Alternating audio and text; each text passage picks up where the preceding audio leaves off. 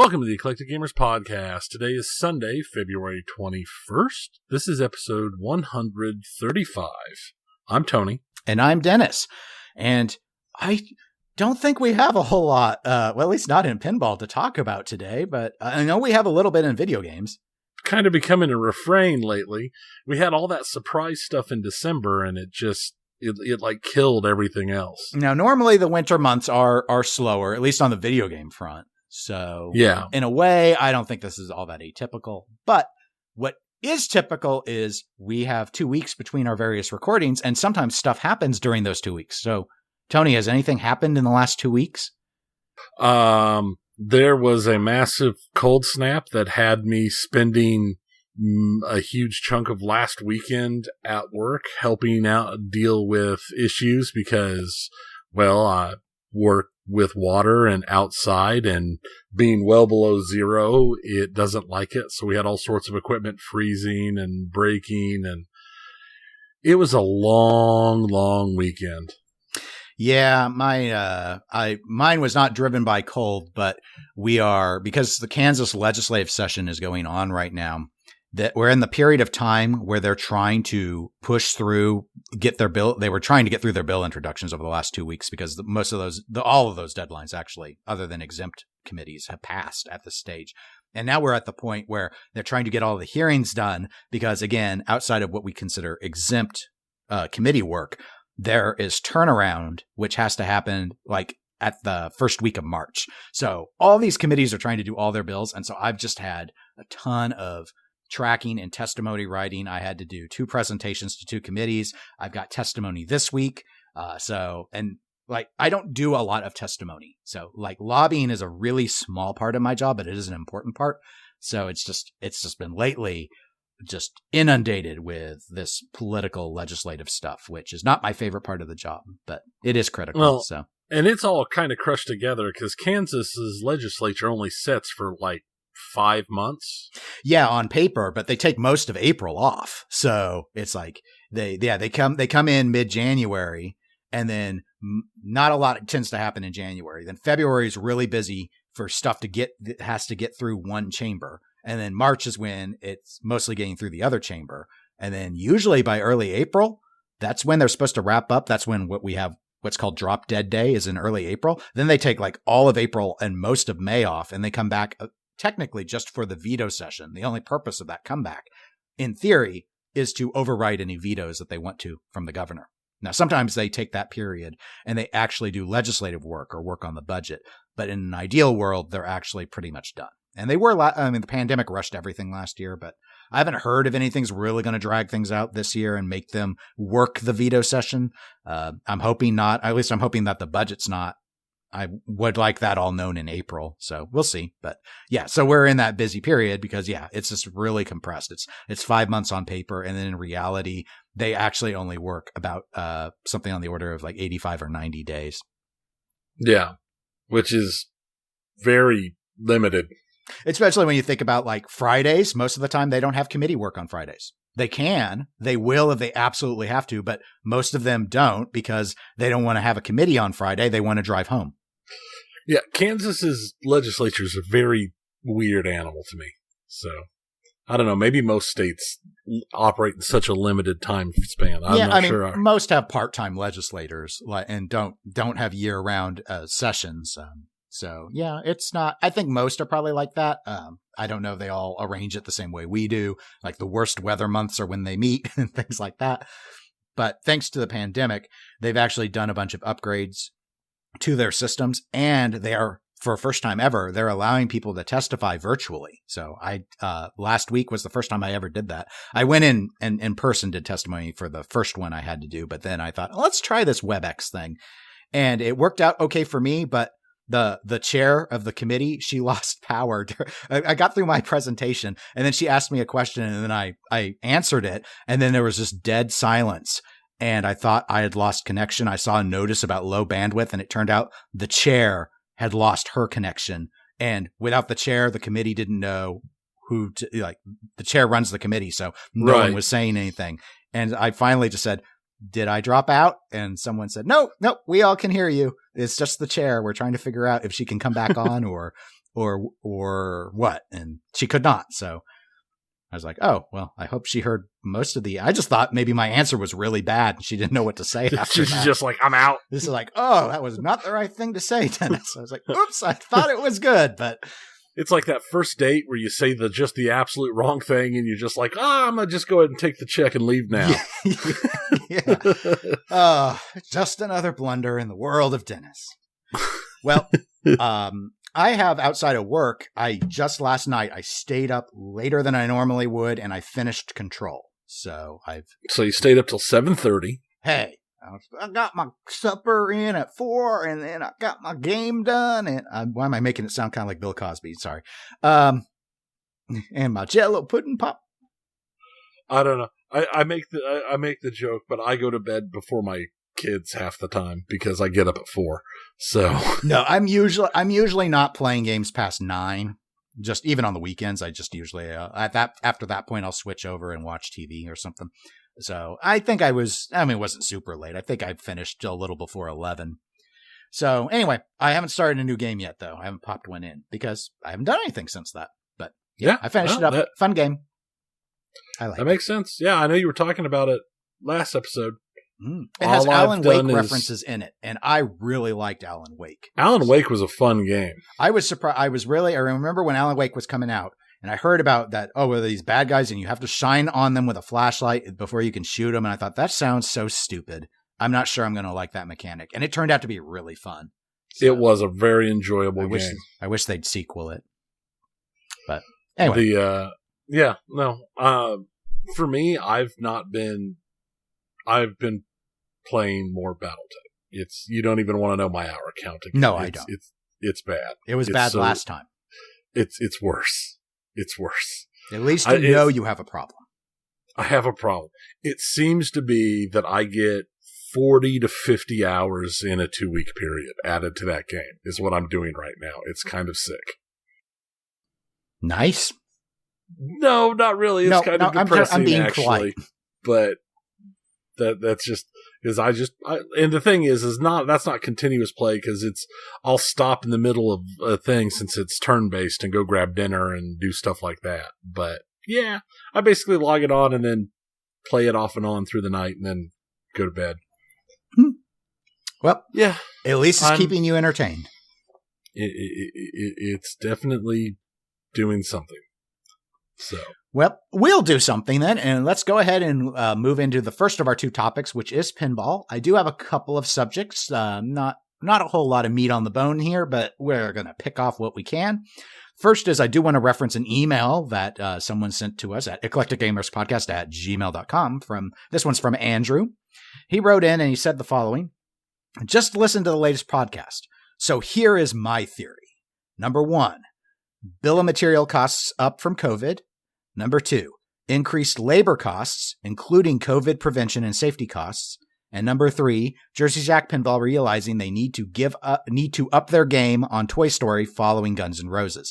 Increased costs for additional Toy Story assets and bill of materials to make that happen, necessitating a price increase. Better to do that now versus at Toy Story release. So, for those that don't know, on the last episode, we talked about the $1,000 price increase on all models of Guns N' Roses, and Andrew is supplying his theory as to why they did that, being Jersey Jack Pinball's latest game.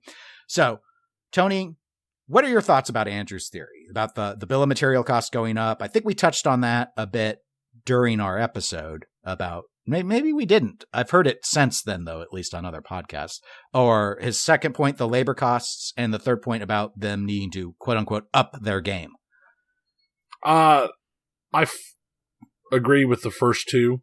The third one, I can see an argument for it. The question there is just, is it better to increase the cost halfway through running this one out, or does that actually add anything more compared to just waiting and having Toy Story come out with a higher cost? Right. And yeah, I'm in alignment, as I often am, in alignment with you. I do agree with Andrew about the bill of material costs being up. I've heard on other podcasts, again, I thought we touched on it, maybe we had not. I thought we did too. But I've at least since then heard more information about people talking about prices on wood in particular. I don't know what the current markets are on things like copper and such, but I know wood has gone up because so many people are doing at-home projects and stuff. I've heard from a bunch of my friends and coworkers who do like woodworking and construction that cost has gone through the roof.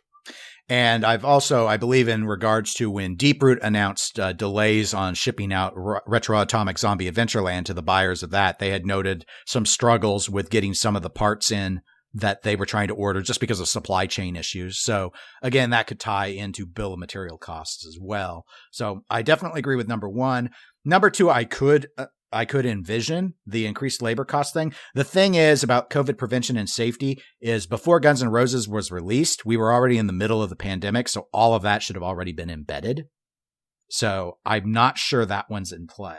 Or I should say, I think that one's in play, but I'm not sure it's in play with the current $1,000 price increase because there's nothing that came out since then, is there, that would explain on the labor front? Here is an evil theory.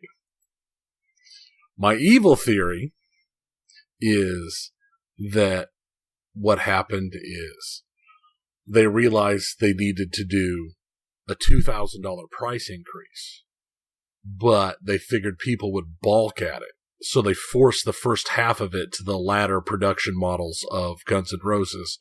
So then when Toy Story comes out, it's just $1,000 jump, not a $2,000 jump.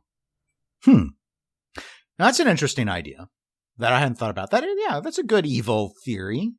Because I was getting to number three where I disagree with Andrew about the notion that that was better to do the price increase now than at Toy Story. People are used to seeing price increases when a new model comes out. So I think that would have been less alienating than what they did with increasing the price by so much mid-run on a game. But if your evil theory is correct and they're going to increase the price again on Toy Story, that makes more sense. I could definitely see that because I agree with you. I think it would have, people seeing $1,000 no matter what was going to give them sticker shock. But right. I think that, but I could definitely, with 1,000, I could definitely see them going, oh, but it's a completely new game. And maybe there's something they can point to saying, hey, look at this thing. People in pinball, I don't mean, this is going to sound mean. I don't mean it to be super mean, but maybe a little mean. Some of, let me generalize it. Let me lower my generalization a little bit so we don't get too much blowback. Some of you in pinball are not that smart. So you see something and you think it's worth a lot of money and it's just really not. Like you have no concept of cost value. Like the value equation doesn't factor in because it's pinball and you just see like there's a toy on there and it's a cheap toy. But to some of you, you see LEDs on it and all of a sudden you think it's $500. Like LEDs are expensive or something. So you can trick some people in pinball. Others know better, but you can trick some people by just pointing at a thing and saying, look at this thing. And if the thing looks fancy enough, people will accept the price increase, even though whatever you added was super cheap. Does that make sense? Am I being fair? No, it makes complete sense. People can get caught by the, ooh, shiny. Right. Some things manufacturers add are really actually expensive. You'll hear about like George Gomez talking about how much an actual mech to do drop targets really does run on the bill of materials. But then the other thing, the one I always like to point to is it seems like if you stick color changing LEDs, like people still think it's like 2005 or something. That color changing LED technology is expensive and difficult, and it's neither. Yeah, you can buy a strip. We've got, my daughter has a loft bed, and we've got color changing LEDs that run all around her bed that control, and they'll respond to music and do all this stuff, and it cost us like $15. Right. But people, when it comes to pinball, they're just, it's some people, they're just like, whoa, color changing LEDs. I guess that's $500 more. And it's like, why? Why is it that? They don't ask why. Maybe they don't care. That's fine. But so, yeah, I could see that idea. So that's an interesting blend, like you taking Andrew's concept here and saying that, well, okay, they needed to up the bill of materials for Toy Story. And there are these additional costs. Let's up it incrementally. Let's do 1,000 now on GNR, and let's do another 1,000. We'll have to see if they jump that price. I'm going to have to say, You heard it here first, folks. Tony was right. If they do that, if Toy Story's another 1,000 on top of this, holy crap, though. I mean, I just, man, I hate the very concept of it, but I can see it. I can see it so easily. Well, with the continued delays of the pandemic, I really wonder, as a strategy, I don't think it's a terrible idea if Jersey Jack Pinball is going to say, you know what? We toyed with the idea of like doing standard editions and trying to bring more operators in and stuff. Let's go the complete opposite way. Here, this pinball company is about flexing. Rich people only. Come here if you have to be able to pay 5 figures. All of our games are 5 figures. You want to show people how much better you are than them. You prove that with your bank account, and you prove that thus by buying our games. People would do it. Without a doubt, people would do it. And people might say, why are you doing this? Pinball was about, egalitarianism and being accessible to the masses. And, the response can be, Ferrari doesn't make a cheap model. Why should we? We're the Ferrari of pinball. Vroom. And there are people who would eat it up. They'd be all about it. They might not verbalize it in the same way I am, but there are people that I get the impression they do this as a status thing. So, a company orienting itself. I mean, they already are seen as the premier, when you're talking like collector's edition, they're the premier lineup. I mean, they're not always the most expensive pin. We've seen Stern try and do this with some of the things like Batman Super Limited Edition and stuff, but right. I still really feel this is Jersey Jack's domain. When you compare a high-end Stern to a high-end JJP, I think most people would agree that the high-end JJP looks like it's got more invested in it. Yeah, it does. Under the hood and above. So, yeah, I mean, they've always been that way. That's always been their zone. Yep. But it seemed like they were trying to put their foot in the pond of let's also have something so people can experience our games on location. And there's good reason for that too, because if they want to have increased sales, they need to get more exposure to their games. But again, the pandemic has just thrown a monkey wrench in that whole thing. Mm-hmm. So anyway, interesting email. So thank you for that, Andrew. My second pinball topic, Tony, is about American Pinball. So they have hired, I'm going to missay his name, Jack Haeger. I'm hoping I'm pronouncing it right. I should have re-listened again to his interview, but he's been hired as art director for American Pinball. I have a link in the show notes to a Loser Kid Pinball podcast episode where they're interviewing him. I'm actually partway through that interview. I haven't listened to all of it yet. But Jack he helped design a whole lot of stuff, especially on the video game side. I believe he did work on final artwork with Ultimate Spider-Man and one of the Star Wars games. But he, like from my arcade experience, he helped design Sinistar, that old arcade game. Oh, I remember Sinistar. Yeah, on the Loser Kid podcast, they were talking to him, and he mentioned how a lot of kids back in the day found that game chilling. I did not find Sinistar chilling. I found it terrifying. I just remember when Sinistar came after you, after he got built and came after you, like it was a jump scare for me. And so I would keep playing the game because I was kind of dumb. But I always knew he was eventually going to come and it would scare me. So I played in a terrified state of mind. And then basically once he appeared, I was like petrified. I couldn't do anything. I was too scared. And I drop another quarter in anyway. I don't know. I watched a lot of horror movies then too, so maybe something was wrong with me. But regardless, I do remember Sinistar. He worked on the Amiga computer, number of video games in the 90s. I think he was with Midway. So he's done a lot of artwork in gaming. But I think the interesting thing is, where I wanted to have a brief discussion with you, Tony, is so American Pinball, they've been making some moves. So here they are. They've hired Jack as art director. They've got Dennis Nordman now as their lead senior designer. They've got David Fixes, who's making all of these moves, talking about American Pinball putting out 2 to 3 games a year. They seem to really be trying to turn the pinball fortunes around at American Pinball, which from all reports I have received has not done very well on any of their 3 title sales, which for those that aren't familiar were in order: Houdini, Oktoberfest, and most recently Hot Wheels. Do you think these moves are going to better position American Pinball? Is it going to make a difference? Do you think that they're actually going to be able to increase their sales with these steps that they're taking? It's going to depend upon the theme of the game and how much fun it is to play. because that's everything.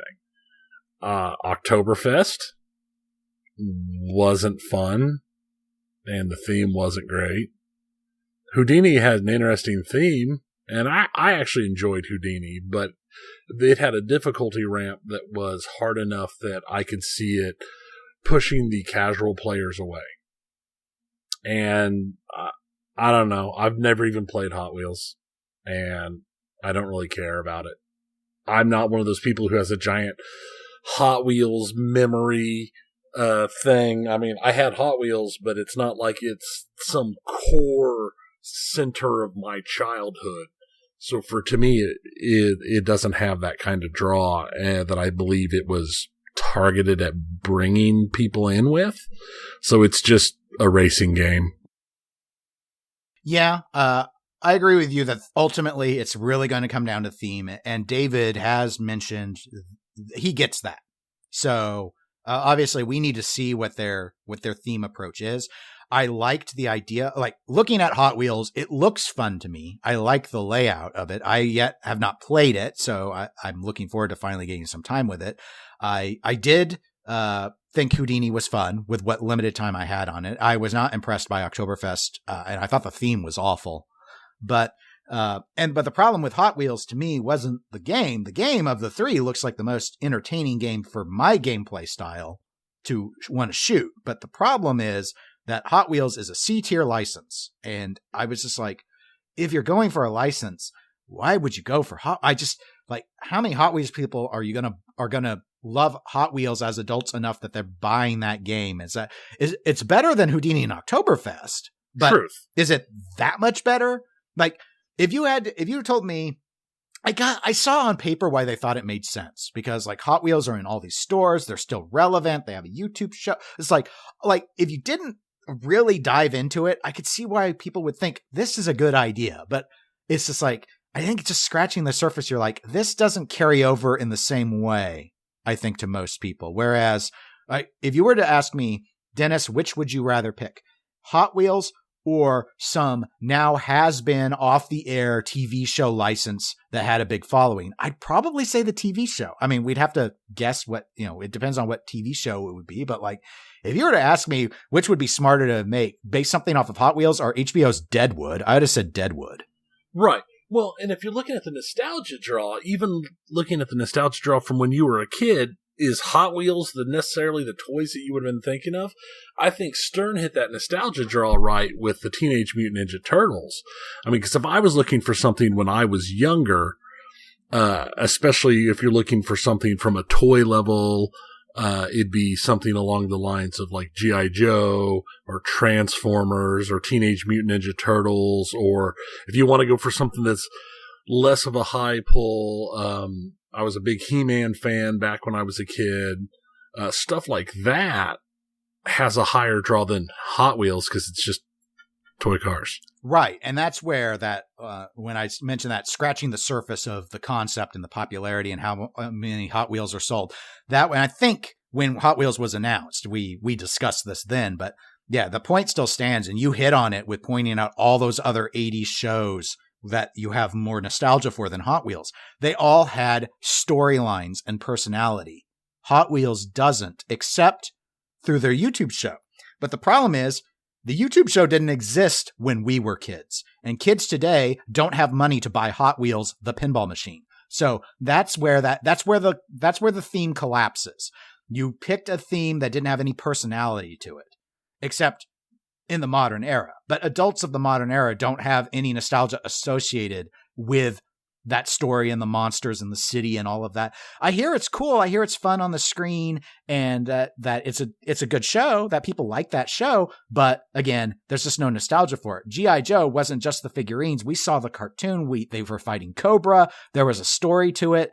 Same for Thundercats. Same for He-Man. Same for Snorks and Smurfs. They had stories. So you can have nostalgia and there's personality there. A Mustang doesn't have personality. Yeah. Except an actual horse Mustang. It might have personality. It'll probably bite you. They seem vicious. It's a vicious killer. But yeah, no, it seems like something that might have worked as an idea for operators because it would have a draw for kids, but it just didn't do anything for me. I know online I saw lots of people who were super excited and thought it was a great theme, but the truth of the matter is I've gotten to the point where a pinball group could put out Cow Patty the pinball machine, and there's somebody who's going to be so hot on that theme and think it's the greatest theme ever. Well, we saw the same with Oktoberfest. There were people arguing that it was a good theme pick. It wasn't, and the sales prove it wasn't. Right.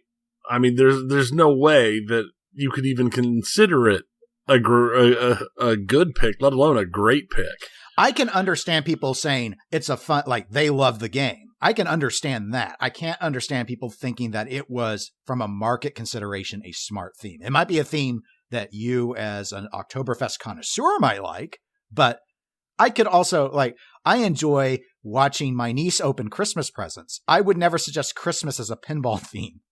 Even though I might like the holiday, it doesn't mean it's a good pick. Oktoberfest isn't even the first holiday that I would choose of the co-opted drunken holiday. That was what was the most shocking thing to me. How do you like, what would you have picked? Alcohol St. Patrick's themed. Day. Exactly. And for me, Oktoberfest wouldn't even be second. It would be Cinco de Mayo. I'd have gone Oktoberfest third. Sorry, Germany, but welcome to America. These are the two, St. Patrick's Day and Cinco de Mayo. Those are the big holidays that are celebrated involving alcohol.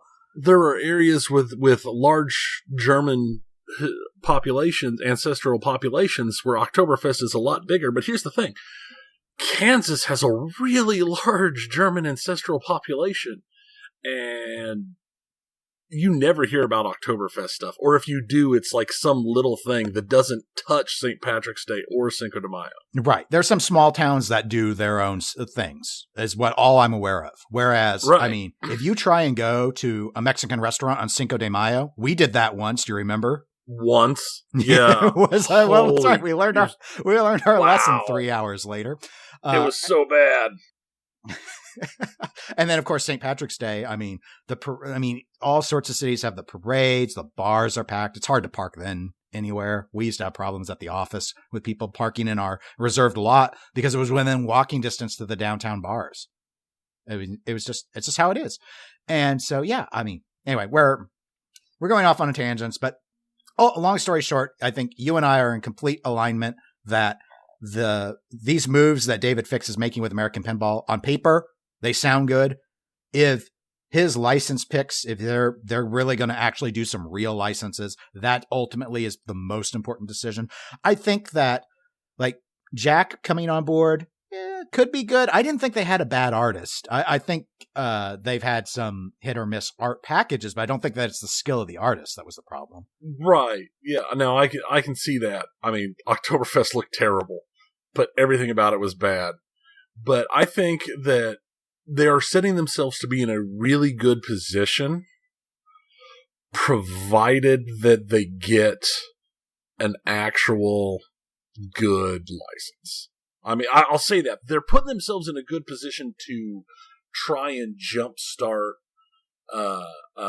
their line and try and jumpstart their brand, but they're on life support. Mm-hmm. Period. Yeah, well, we have both predicted their imminent demise before, and I am impressed that they're doubling down and they're doing changes. I think this is necessary. If they really want to try and be pinball manufacturers, something had to change. David's clearly trying to do changes.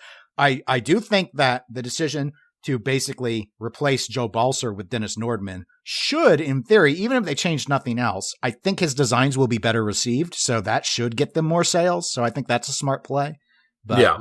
But ultimately, I think their problem is more of a theme problem than anything else. Agreed. So we'll see how it goes. Good luck to them, though. Yeah, good luck. It's always interesting to see what pinball manufacturers are doing. Actually, at the start of video games, I'm going to mention another email we got from Chris Chandler, who wrote into us. This is sort of related to video games. It's really about DMCA. I have a link in the show notes to an article he sent in, but apparently some police officers in Beverly Hills have found that they have started to play licensed music really loudly when people are coming in and like live streaming them, so that the bots will flag a DMCA notice and get an auto takedown through Instagram or whatnot that people are coming in and trying to film them live. Yeah. I guess my comment on this is that's really not what DMCA is supposed to be used for. Yeah, it's not. And I have ethics problems with it that probably lead towards getting more political than we ever get on this show. But I'll leave it at that. But I heard about this before I saw the notes, and again I saw it the other day. I was like, Yeah, So, I mean, being someone who worked for a quasi-public organization for years and still works a lot with government, there is an expectation of transparency, and I understand that a lot of employees, especially employees that are subject to a lot of criticism, like police officers, get very sensitive to being under that microscope. But I mean, I guess all I would say is that's the job, and yeah, that's what you sign up for when you work for government in any capacity. I have to deal with it because my job is a governmental job. So yeah, I had open records requests in the past. That's quasi-public. We were subject to the same rule. We were treated as a public agency. So, if people wanted access to my emails, they could get them. It was just how it was. Yep, that's exactly how it is. It's what you learn to live with. Mm-hmm. Well, you know what else we had to learn to live with, Tony? We had to learn to live with BlizzCon as a virtual. What they called it something. They tried to call it something clever, like BlizzCon virtual or something. Yeah, they shouldn't have done it. Period. Like they tried to make like a clever name for it. Why shouldn't they have done it, Tony? You didn't love BlizzCon's virtual presentation? They didn't do it last year. They were making up for lost time with all this new information. Well, that's the thing is, if this is what it was after having an extra, 6 months? 4 months? So it should have been in October, so 4 months. And this is all that they've been able to add to what it would have been in October. This should never have happened. Because, I'll be 100% honest, there was nothing here. The number one thing that came out of this is that they're doing Diablo 2 Resurrected, which is Diablo 2 that they're going to sell again with a graphics upgrade. Penny Arcade predicted this. Well, it's no surprise. It's the absolute best of the Diablo games. It's the best of the games in that kind of genre, period. My question is are they going to trash it as bad as what happened when they trashed Warcraft 3 Reforged? I doubt because it. Even Activision Blizzard has to learn a lesson somewhere from that. I don't think so. You don't? I don't think they have to learn a lesson. All they look at is, wow, this people paid a lot of money for this, and then we don't have to upkeep it because everyone hated it so much that we don't have to do anything with it, so we can just let it die. So I don't think they learned anything. Well, it will probably make them money regardless. So. Oh, it will. It was inevitable. But other than that, they announced the new Hearthstone expansion. They announced they showed off one of the new classes in Diablo 4, which isn't going to be out this year. They dropped a bunch of tiny bits of information on on Overwatch 2, but nothing important. There's a character and there will be new maps. Okay. Oh, and the art's changed. But there's also no date, no time. This is all stuff that was announced 2 years ago at this point, and there's still no information about it, no dates, no times, no releases. It's just dangling on the vine, as it were. I think the most interesting thing to come out of the BlizzCon virtual was when Metallica did their concert. on the official Twitch gaming channel, which was streaming BlizzCon, they started playing 8-bit music to automatically avoid a DMCA takedown. So there's Metallica rocking out on screen, and like you're hearing this weird royalty-free 8-bit music. Yeah. So I mean, it wasn't like that on the main Blizzard channel, apparently. But if people were watching on the Twitch gaming channel, or so the one that throws up whatever's the big hotness right now, then they got to watch that joy. I guess they did announce the WoW Classic Burning Crusade, which for me is I'm not going to play it, but it's interesting to me because I played a lot of WoW, and I consider WoW Burning Crusade expansion kind of my high point of WoW. I feel like it just went downhill after that. I agree. And I mean, I bailed when Wrath of the Lich King was coming out, I guess, if I remember correctly.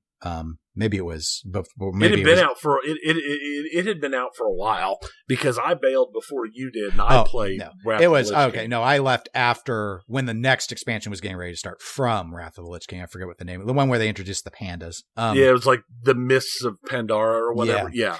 Because I bailed before that was announced, but not long before. Right, because the issue where what I liked with Burning Crusade is that was the one where they took the raid size down to 25. Yes, and I thought that was the perfect for when it came to end game, and my opinion. Before that, for those that don't know, in the WoW original vanilla, the high end raids at the end were 40 people. That is an incredibly difficult organizational effort to do. I mean, yes.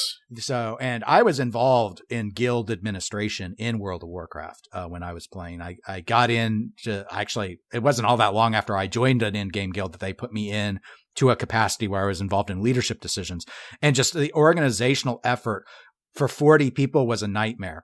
And the problem was when Wrath of the Lich King came out, then they kicked everything down to like 10-person raids, and I felt like that was the crossing point where, in my view, a desperate attempt to keep WoW as large of a subscription base as possible, they went full LOL casual and just not to sound totally pretentious, but they went full casual accommodation, and there was no longer, it didn't feel the same. And our guild basically was collapsing at that stage because it's like you have a player base designed to try and run 25-person raids. So you're running a guild that usually has like 30 to 35 active people. And then you're having to do 10-person raids. So logically, you're like, well, let's run 2 teams. But there was always the A team and the B team. And of course, the B team was the crap. That wasn't good enough. And the A team was making more progress. And so you try and mix them. It just like logistically, it took all the fun away because it's like, it became like it was so easy to organize 10 people. Right. I always felt like I always felt that the 25 man was the sweet spot. The 40 was too big because if anything happened, the reset time on a 40 man was just. It was a constant churn of players who, consistency and schedules and new players leaving and old players coming back. And with 25, you still had strategy. Like there was still like actual planning you needed to do outside of the raid. When it was down to 10, it was all pretty straightforward stuff. That's when it got to the point where you could pretty much do pickups for almost everything. You don't need a guild to get 10 people together to do a raid. You just don't. You just need 9 decently competent people. Right. But going back to the vanilla, the 40 was a nightmare. Just one idiot could ruin everything. And there were a lot of idiots in WoW, just like there are in everything in life. So many idiots. Yeah. Just don't. I mean, even in the 25s, I remember we used to have training sessions. Don't stand in the fire. It's bad. Don't go AFK when we're fighting a boss. Don't. Just all sorts of stuff. I remember when Burning Crusade was around and we were doing a 10-man little like mini raid for the bear mounts. I mean, I was able to take in, we would have a core group of people, and that was one of my I did not run raids, but I ran those. And I put together a crew of like 7 or 8 main people, and we just rotate in 2 kind of newbies over and over and get them bear mounts. And it was all really rigid. And with 10, that's all I needed. I just needed most of the team to be competent, and all you had to do, I mean, it always got to the point where it was like, here, we're going to do this run. To get a mount, you had to get it done in 45 minutes, the whole thing. So it was pretty fast, and it was just like, I'd go in, we'd start, I'd explain here, all right, here's your character class. So here's what you're going to do during this. You will follow all of my instructions. I will give them all verbally. Do not deviate from my instructions in any way. I will script you through this. And after we got our first bear mount, I think we only ever didn't get the bear mount once or twice. And we just followed the formula. I actually had a video out on Warcraft videos that showed people how to do that run. We were the first Horde, I'm going to brag a little bit. We were the first Horde guild on our server to have bear mounts. You're welcome. So, and that's what I saw with Wrath of the Lich King. It was just like, oh, well, I don't need a guild. I can do this. I can organize this. It just didn't feel epic anymore. Right. It didn't have that same level of. But Burning Crusade was awesome. I loved Burning Crusade. It was fun. I felt like even the world events were the most fun. And the normal kind of fetch and leveling stuff I thought was a lot more fun than a lot of the stuff that, like, Lich King wasn't nearly as good. So yeah, no, for me that was the high point. That's also when they introduced the flying mounts. Yes, yeah, I could see that. I could see why that'd be. Which were a ton of fun. I really only watched much of the. Actually, I didn't watch anything outside of the Overwatch 2 content that they were doing. But again, I mean, it's like, okay, they showed a few costume changes, which were just tweaks. Fine. They showed a few maps. Okay, cool. They've suggested that 2CP, 2 control point might not be in Overwatch 2 because it's an unpopular mode. Okay, whatever. I mean, I like 2CP okay, but I wouldn't care if it went away. But there's just like, it's hard to get excited when you know it's not coming out this year. Right. And they talked about it in 2019. And some of the stuff that they talked about, like some of the PvP changes they talked about, they made sure to stress this might not happen. This is just something we're looking at right now. Yeah. But and here are the current leveling trees, which seem to be straight out of, like 3 tiers straight out of World of Warcraft. But it might all change. It's like, okay. It's real disappointing. It's like, yes, I love the idea of Reinhardt being able to like double flame strike, and then while everyone's trapped into a Junkrat trap that's spreading electricity among people. But is that real, or is that just like, hey, look at how we broke the game for pretend? Right. I don't know. The other big question is going to be, how long are they going to keep interest in Overwatch until 2 comes out? Because they've said in the past that there's nothing new coming to 1 until 2 comes out. Yeah, I just don't know. I mean, it has felt like they have been more aggressive on doing the balancing lately. So they have been doing a lot of balance adjustments, which I do appreciate. But right, but we're used to seeing new characters and maps, and the only thing they've done since Echo is they recently added a deathmatch map. Which, okay, so anyone who plays real Overwatch doesn't even see that map. Right. And that's it. And yeah. Echo was added in 19. I think so. And the previous new map was what? Paris, that was also added in very early 19, as I recall. Yeah, I think Paris was the last real map. Yeah. I don't know. I don't know what's, unless it was the Busan. Was Busan after Paris? I don't remember. It was one of the two. Yeah, and I mean, it's been a long time. That's why we can't remember. Yeah, it's been a while because they were both added real close together. So, but yeah, I agree. It probably would have been better for them just to have done nothing. It would. I think, especially given how bad BlizzCon 19 went for them, that they would have been better off just skipping it entirely until they had a big announcement to do. Well, with no release dates, it's like, that's my sound of confusion. Yeah. I mean, that's the thing, is there was nothing. Oh, I guess they did the Blizzard Arcade. So some of the classic Blizzard games will be playable on. Nobody cares. Yeah. I mean, there'll be a bunch of people that'll buy it for nostalgia, but then it'll be forgotten just as quick. Just like all these other arcade rehashes we constantly see from publishers. Right. And that's the thing, is there are things that they can put out and knock out pretty quick and easily and make some money off of, and it's no big deal. So, you know. So any other gaming news going on, Tony? The only other thing that really jumped out at me interesting-wise was CD Projekt Red.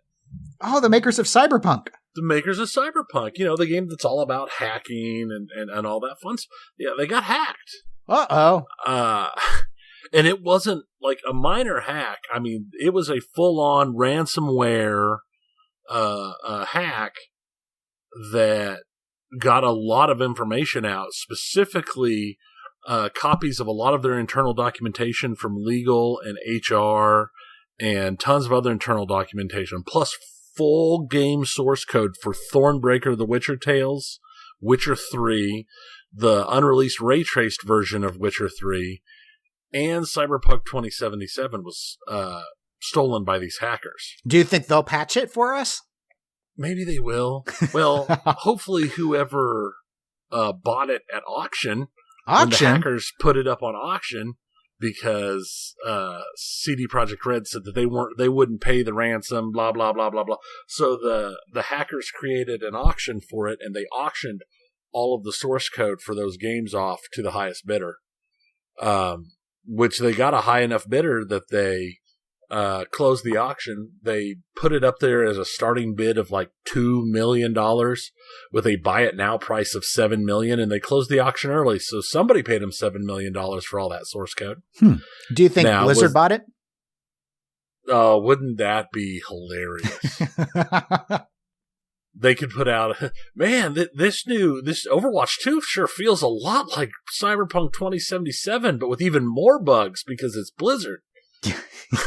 Zerg 2077. Your characters are just reskinned as Zergs. Zerglings. Yeah, it's the new StarCraft. That's what it is. Yes. Witcher 3 becomes StarCraft 3. It's in the past now. StarCraft in the past. StarCraft in the past. He just Space Marine riding a horse.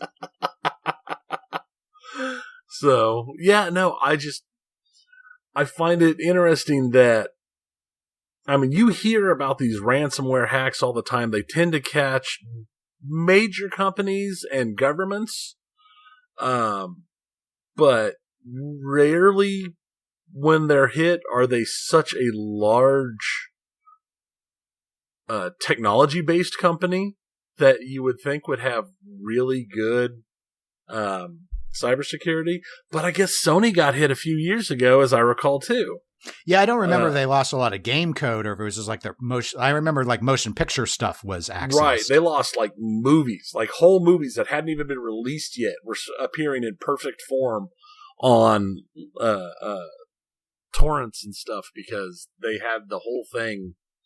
All the movies got hacked out. So, but it's a surprise to me that a company that should be so concentrated on internal security and cybersecurity, considering that's literally their bread and butter, got hit in this way. It's shocking, and I kind of wonder what is going to come out, because there's tons of documentation that they've flat out admitted internal documentation got picked up, and I'm waiting to see if those emails start hitting, talking about the crunch that wasn't going to happen that happened, and all the cyberpunk issues and the delays and everything, because that's all part of the stuff that was stolen. Not to mention, personal employee information. So all those employees have to worry about that. This is not going to do them very much good, and it's definitely going to hurt their already hurting stock prices from Cyberpunk. So CD Projekt Red has just had a bad couple of months. Yep. Things are not looking so good. They don't understand that they're not Rockstar. They can't do literally nothing and still be the greatest company ever and make millions of dollars. Yep. Feels bad, man. Feels bad. So, But that was all the interesting stuff we had in this fairly short episode. But full of passion. So much passion. And if you're passionate about what you heard on the episode, you can always reach out to us at eclecticgamerspodcast@gmail.com or over on facebook.com/eclecticgamerspodcast. We're available on Twitch, Twitter, and Instagram as eclectic_gamers. And we'll be back in a couple of weeks. There might be more hacks to report. There might be more virtual conferences to degrade. There might be more hires by American Pinball. We don't know yet. But we'll find out. And we'll let you all know. Yes, in 2 weeks. Until then, I'm Dennis. I'm Tony. Goodbye, everybody. See ya.